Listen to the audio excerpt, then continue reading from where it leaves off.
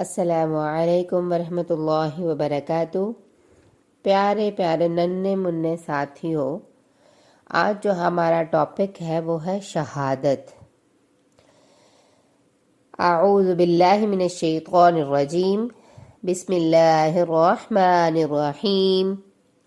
اشہد ان لا الہ الا اللہ وحدہ لا شریک لہ واشہد ان محمدا عبدہ ورسولہ۔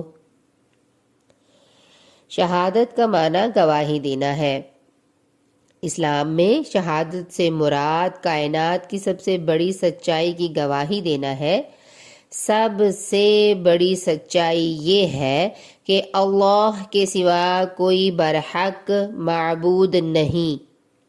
اللہ تعالیٰ کو خالق تو کفار بھی مانتے ہیں، مگر وہ یہ نہیں مانتے کہ عبادت کے لائق صرف وہی ہے۔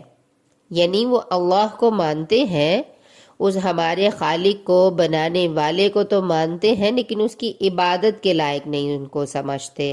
استغفر اللہ۔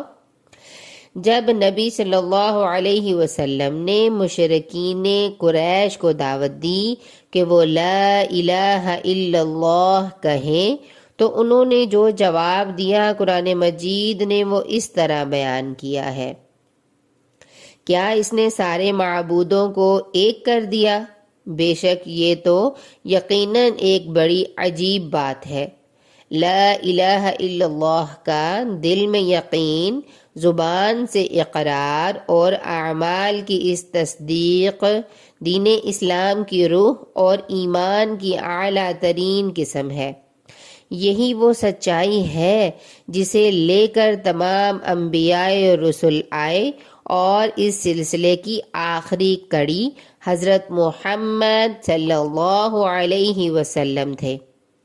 زبان سے اس سچائی کی گواہی شہادت ہے، اور زندگی دے کر اسے گواہ کرنا افضل ترین شہادت ہے۔ ہمیں اس سچائی پر ایمان لانے کی دعوت محمد صلی اللہ علیہ وسلم نے دی۔ اس شہادت کا فطری تقاضا ہے کہ حضرت محمد صلی اللہ علیہ وسلم کو اللہ کا رسول مانا جائے۔ گویا شہادت دو حصوں پر مشتمل ہے۔ اللہ کے سوا برحق معبود نہیں، اور محمد صلی اللہ علیہ وسلم اللہ کے رسول ہیں۔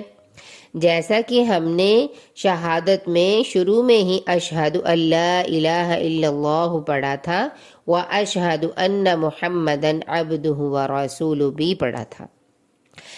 علم یعنی اس شہادت کے معنوں کا صحیح علم ہونا چاہیے کہ اس کی عملی تقاضوں سے بھی آگاہ ہونا چاہیے، جیسا کہ قرآن مجید میں اللہ تعالیٰ کا فرمان ہے، پس اے نبی صلی اللہ علیہ وسلم آپ جان لیجئے کہ بلا شبہ اللہ کے سوا کوئی سچا معبود نہیں ہے۔ اب ہمیں اس چیز کا پتہ چل چکا ہے بچوں کہ شہادت کا مطلب گواہی دینا ہوتا ہے۔ گواہی ہمیں زبان سے بھی دینی ہے اور دل سے بھی ماننی ہے انشاءاللہ العزیز۔ اگلی ایپیسوڈ کے ساتھ کل اللہ تعالیٰ نے زندگی دی تو پھر حاضر ہوں گے۔ جزاکم اللہ خیر۔ السلام علیکم ورحمۃ اللہ وبرکاتہ۔